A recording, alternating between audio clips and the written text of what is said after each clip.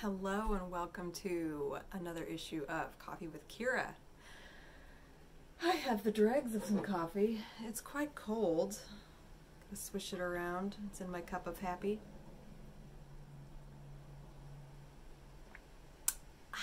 Still good. I've had a lot of coffee today. And we're out of coffee at home. Gotta go get some more coffee. It is a beautiful spring day. The rain is coming again soon, which is a good thing. It's a good thing. Ooh, I see a nice weed with some yellow flowers. Oh, it's my birthday. I got this cool book from my sister-in-law called The Wild Flowers of Bidwell Park. It's written and illustrated by these two folks, Dr. Roger Lederer and Dr. Carol Burr. They are both Chico professors, and they wrote Wildflowers, Trees, and Birds of Bidwell. So it's a really beautifully illustrated book with a lot of the weeds and wildflowers that can be found in the Chico area, particularly in Bidwell Park. Very exciting. I'm going to be carrying it around with me on future hikes. Faux show. And also be looking for cool plants that I can add to my garden, like the Canyon Dudleya. Yeah, which is a really cool succulent. Anyway, that's a cool aside. I'm just noticing a weed with some flowers out there, and I'm like, I'm gonna go identify it. Yeah, I did not check in last week. I needed some space. I needed some time. I have been letting go of a lot of old programs, thoughts, ways of thinking, habits of thinking that just have not been serving me anymore. I'm like finding better ways to think about things.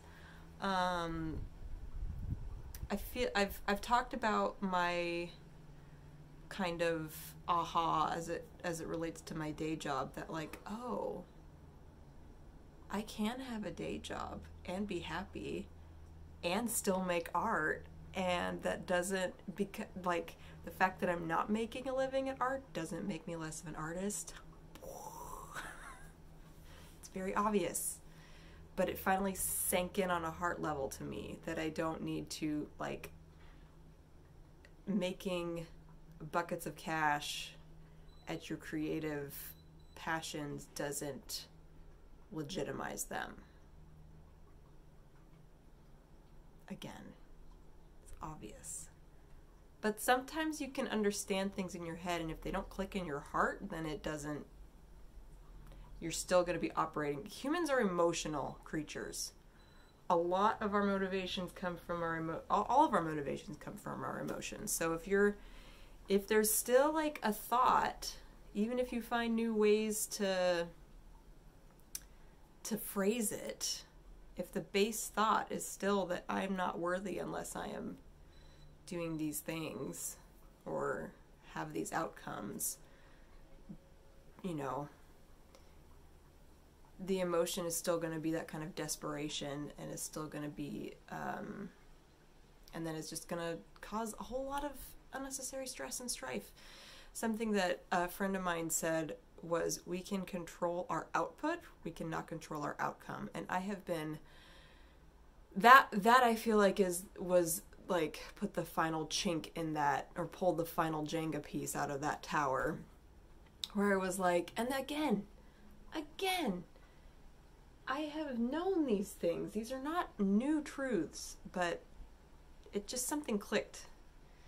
And I've been saying some form of, yeah, I need to focus on what I'm doing and not on the results, and but still caring so much about that end result that I would get you know, carried away, and I would get lost in that, and I would feel like a failure if I wasn't getting those exact results I wanted. But we can control our output, cannot control our outcome. I think that rightfully puts the right responsibility back in our hands. Anyway. Along with that, you know, those of you who know me, I don't talk about weight loss a lot just because it's a very, it is a very personal thing. It does not need to be as public for individuals as it sometimes is. Like, I don't appreciate people commenting on my body. I try not to comment on other people's bodies. You know, that's a whole discussion in and of itself. But I'm going to talk about my own weight loss, you know, process a little bit. I've you know, gained and lost weight over the years, and I'm in a place now where I feel like I've had this number in my head for years and years and years of what I thought I should weigh, and I thought that I had done all the work to dismantle this should that I've been holding on to, but for some reason I was journaling about it and I realized, bing, that number means nothing. Why am I so obsessed with that number? Like, it was a number that I only achieved maybe a handful of times in high school. Don't know why it meant so much. I was putting way more, you know, what we do is we put a lot of, like, a lot of extra meaning on these things that do not need to be linked. What I feel like I'm realizing lately is I can have the things I want, which are intangible. The intangible things are accessible almost all the time. And from that place, you can then go pursue those outcomes that you do want. I guess I've realized that our output, that you can get those intangible outcomes, you know, confidence, peace, joy, happiness, freedom. Like, those are always accessible to us with certain outputs, certain things we do for ourselves, and then they create physical outcomes too.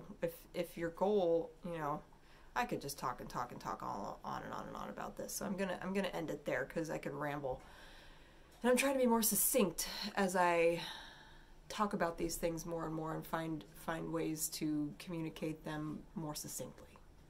Anyway, that's where my brain has been. I was processing a lot last week. I did not have the energy to get in front of a camera and talk.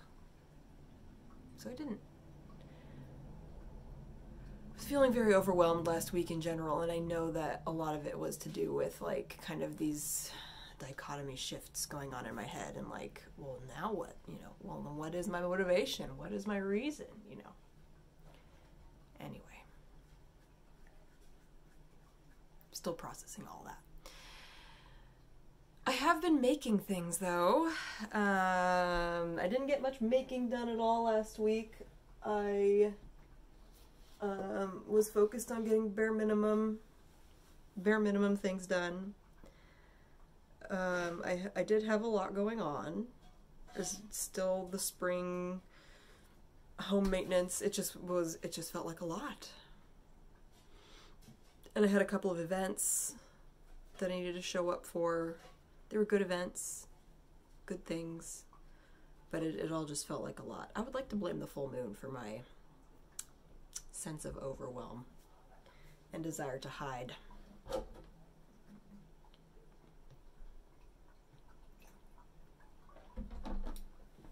I'm actually starting to track my energy levels and moods and see if there's any correlation between where we are in the lunar cycle and that energy and those moods. And if there is, and it's not just my perception, I can plan accordingly and know that my hunch is I don't do well in full moon times. I get overwhelmed. I have a tendency to want to hide and go inward and do a lot of resting. And, you know, whether or not it is the moon or I just am a cyclical being like all of us, it might not be a bad idea to just, you know, say, hey, it's the full moon, I'm not going to plan a lot that week because I need some downtime. Whether, you know, like I said, so whether or not the moon is actually affecting me or I just need to plan some downtime, the moon is a nice calendar to do that on. So I may start experimenting with that anyway. On to some knitting. So this is what I've been working on with scraps again. I'm out of the pink now, so I do want to continue. I may throw in a different color for the pink, but this is the Diamond Mountain. Yeah. Diamond Mountain Cowl by Stephen West. It is an interesting pattern. It's got texture. See those little bumps? See how texture-y and bumpy it is? I also ran out of this, it's a dark charcoal. Ran out of this charcoal, so I moved on to the rest of my Jacob Sheep yarn, which I have been using this Jacob Sheep. I made myself a sweater. I made Hazel a sweater. I have made hats and head wraps, and I've put it in other sweaters.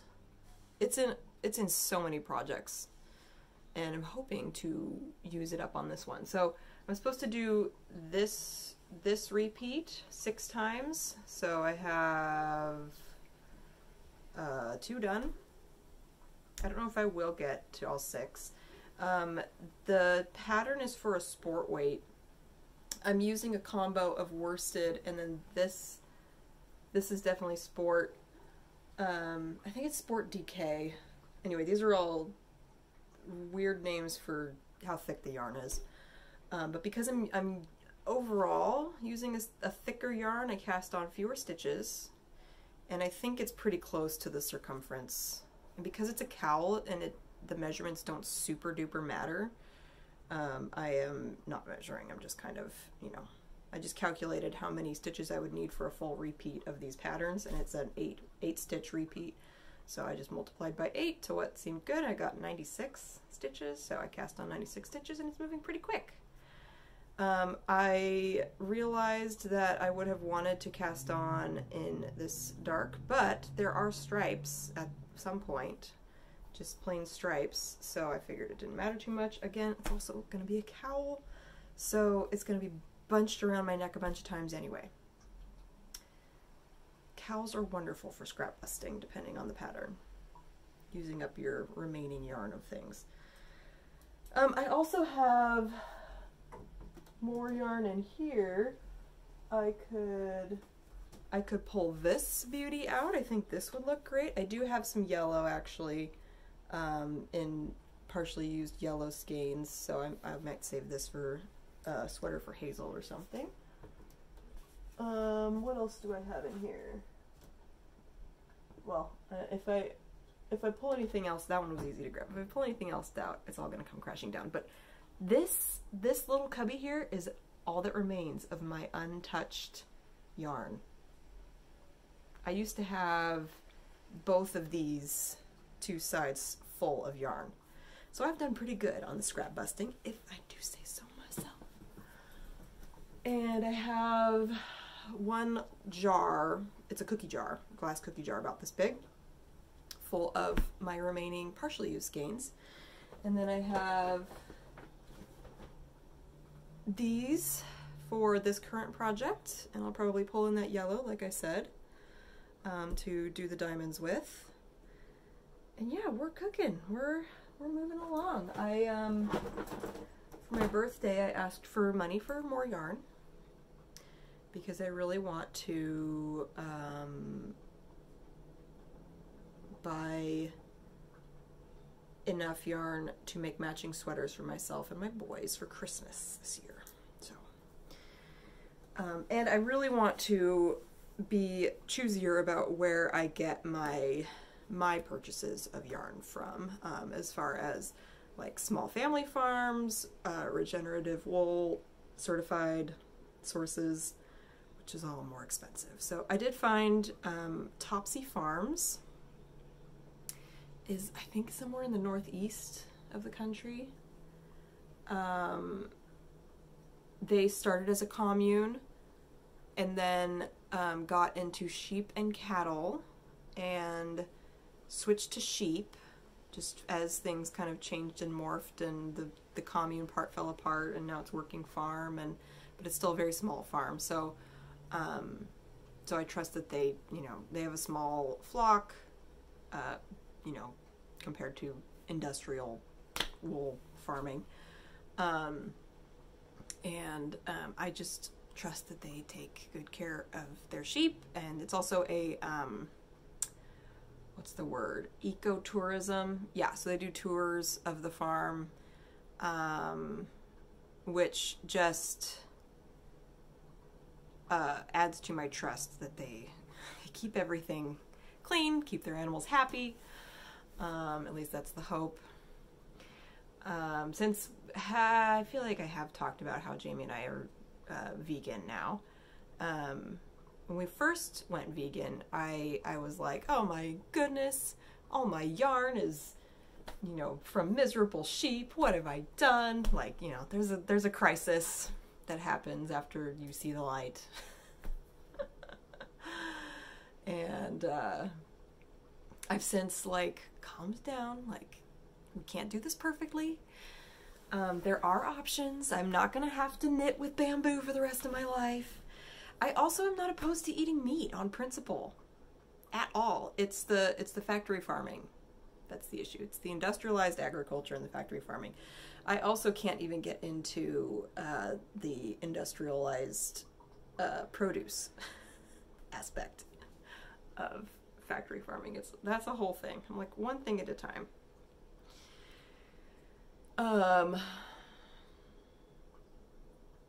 Yeah, anyway, one thing at a time. We do try to shop at farmers market. I don't get out there every Saturday, and they don't always. I mean, we at some point I would like to eat more seasonally, but sometimes you just want an avocado, and they're always ripe in Mexico, right?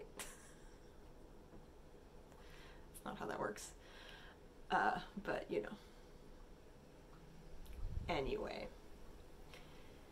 So yeah, I've been knitting, back to my knitting, and then I have I'll share a picture of it. I'm participating in a because it's ready to mail to Abby, the next artist in line. I'm doing a snail mail collaborative project where we each start a piece of foldable art. It's kind of, is it round robin? Is that the right term?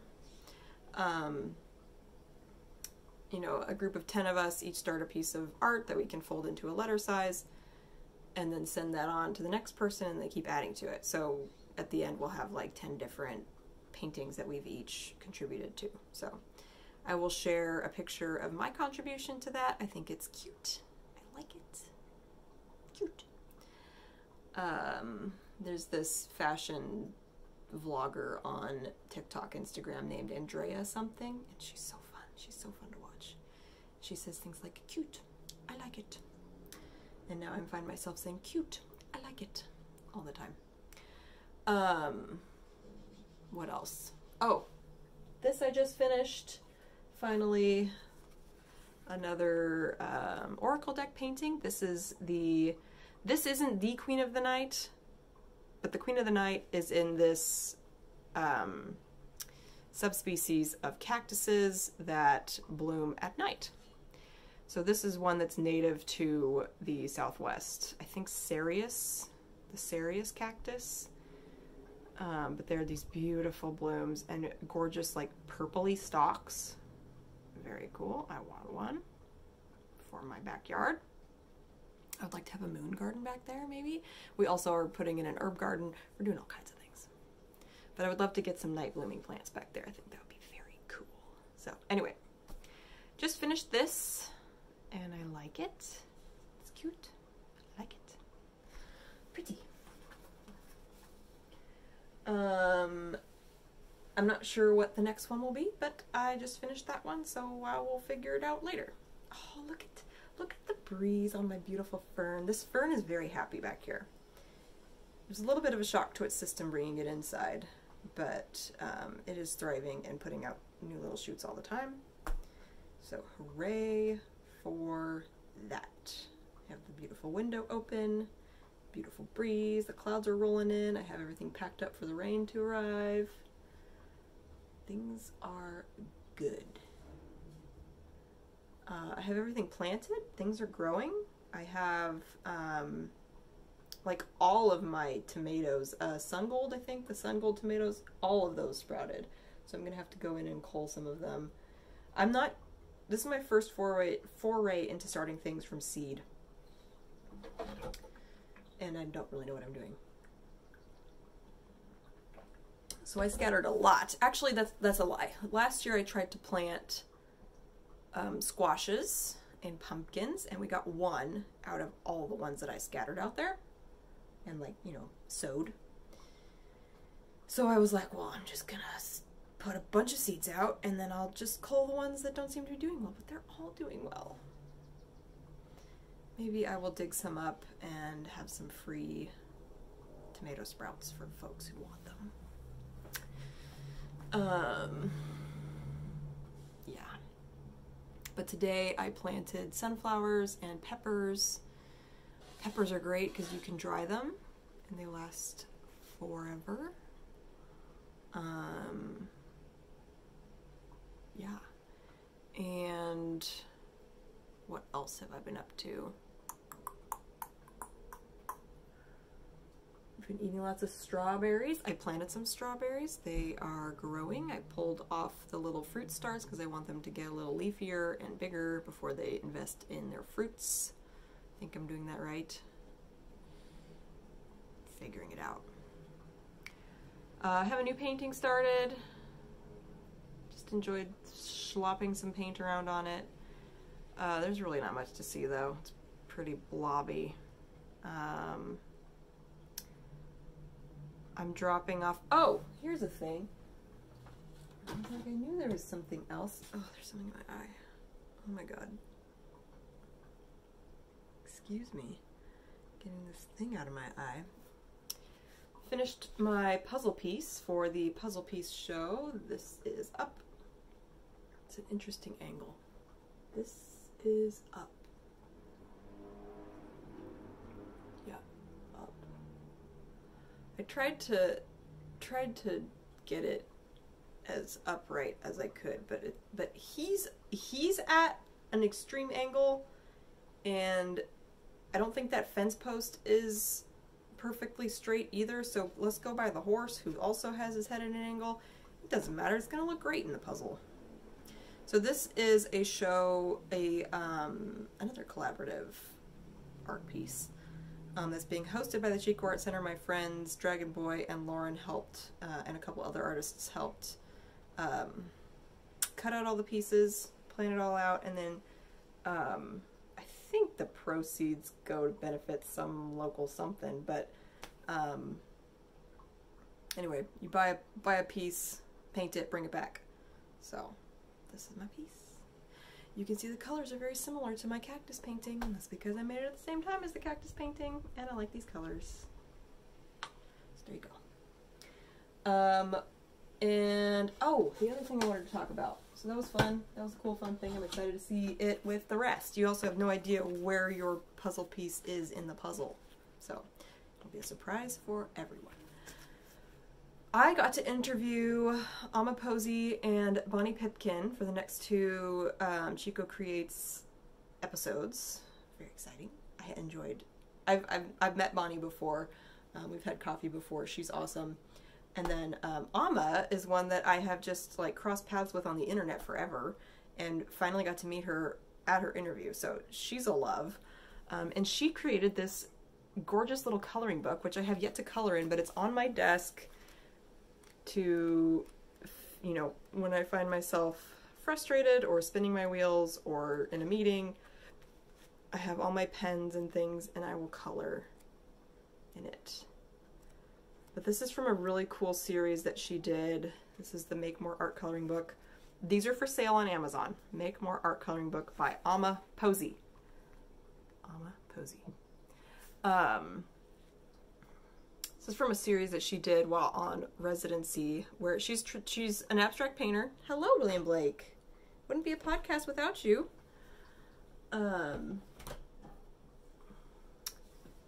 Here's the cat. She's traditionally an abstract painter, and then she's a teacher. She runs the Happy Family Art Camp. Is that right? Anyway, she does tons of classes from her studio, but she hadn't really done much with portraits, people, you know, representational work. And she created just all these illustrations, and they're of people that she knows and things like that. And I think they're great. I think they're delightful. I think she drew a little picture of me. I can see it on the Chico Creates canvas. They are just the sweetest illustrations. I love them. So I'm really excited to get to color them in. Yeah, they're very fun and playful. And yeah. So that's a little bonus thingamajig. Yeah, and now I'm too hot in my sweater. Got my cat on me. Hazel's been doing good. He's hilarious. He's been very fun. He's been very clingy, been very frustrated. Someone told me this week that Terrible Twos is actually between age 1 and 2, and I was like, ah. Well, if this is the Terrible Twos, it's not that bad. As usual with Hazel. His worst is not that bad. Though he had a huge blowout this morning. He hasn't had a blowout since he was like pre-solids. So like almost 10 months. And yeah, that was intense this morning. So that happened. But he's saying words. He understands so much. He can follow instructions. He knows what his vocabulary is wide. But he just can't say everything yet. But he's learning. He's picking up things. He is this close to running. He walks very fast. He will speed walk around the house. Like, just as soon as he realizes that both his feet can be off the ground at the same time, there will be no stopping him. He'll just be sprinting everywhere. And that will be fun. He had a good Easter. He had his first Easter egg hunt. That was good. It was very cute. And we did some Easter egg hunts here in the living room as well. Yeah, things are good. Things are going well over here. I hope things are going well there. I hope whatever transitions you're in, whether it's just seasonal, I hope it's just seasonal. I feel like I've been in lots of like mental, spiritual, emotional transition, and it's not fun, but it's all good ultimately. We need change. Keep things interesting. I hope whatever transition you're in is going smoothly. And yeah, I would love to hear from you. I would love to hear what you're looking forward to. Love to hear what you're working on. If there's anything I said that you want to like talk about, I'd love to talk about it. So yeah. And with that, I hope you have a great rest of your week. Side note, I don't know if I'm going to make myself do these once a week. It may become a little more loosey-goosey. Try to get at least one out a month for sure. But if I miss one here and there, don't worry. I'm okay. Everything's okay. That's all. All right. And with that, I'll talk to you later. Bye.